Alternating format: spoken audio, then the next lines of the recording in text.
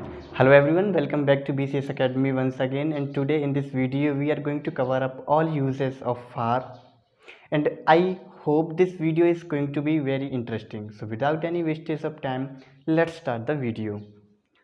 तो बात करते हैं हम फार के पहले यूज के लिए जो है हाउ फार। हाउ फार का मतलब होता है कितनी दूर। हाउ फार का मतलब होता है कितनी दूर। इस बात को हम अपने एग्जाम्पल में कहना चाहें तो कह सकते हैं तुम्हारा ऑफिस यहाँ से कितनी दूर है। इसे मैं लिखना चाहूँ, how far is your office from here. तुम्हारा ऑफिस यहाँ से कितनी दूर है। तो हाउ फार का मतलब हुआ कितनी दूर। आइए फार के दूसरे यूज को सीखते हैं जो कि है सो फार।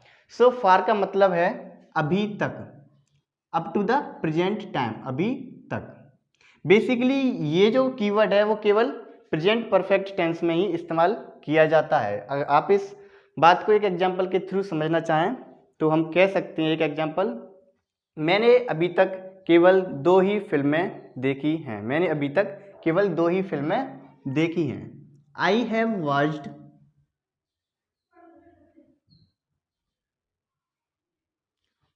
only 2 movies so far. I have watched only 2 movies so far. मैंने अभी तक केवल 2 मूवीज ही देखी हैं। ये फार टू का मतलब है कोई चीज़। जब हम किसी चीज़ पे एम्फेसिस क्रिएट करते हैं तो इसके लिए हम फार टू का इस्तेमाल करते हैं। इसके साथ हमें एक एडजेक्टिव लिखने की ज़रूरत पड़ती है। मैं कहना चाहूँ कि वह बहुत ज़्यादा स्मार्ट है, बहुत ज़्यादा।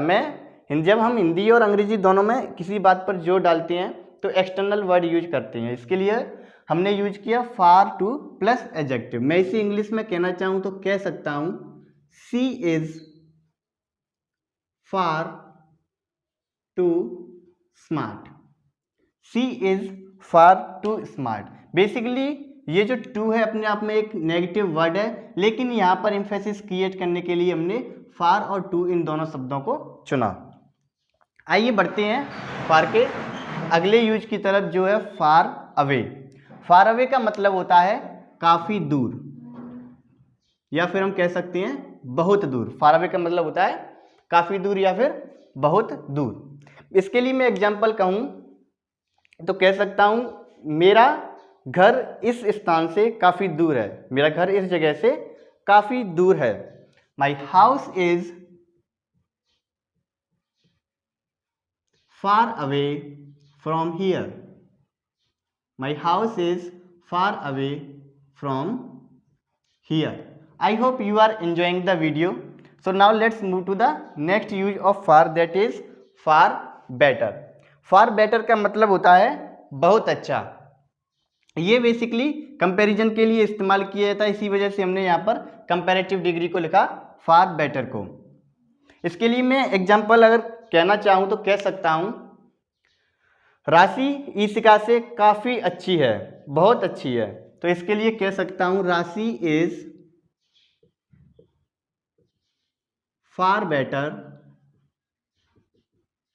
देन ईशिका। बेसिकली हमने यहाँ पर राशि और ईशिका के बीच में कंपैरिजन किया फार बेटर के साथ में। आइए बढ़ते हैं फार के अगले यूज की तरफ जो है as far as I know. Basically ये अपने आप में एक कंप्लीट फ्रेज है जिसका मतलब होता है जहाँ तक मैं जानता हूँ, जहाँ तक मैं जानता हूँ। इसके लिए हम एक एग्जाम्पल कहना चाहें तो कह सकते हैं जहाँ तक मैं जानता हूँ वह शादीशुदा है। As far as I know she is married. As far as I know she is married. बात करें as far as I am concerned के बारे में।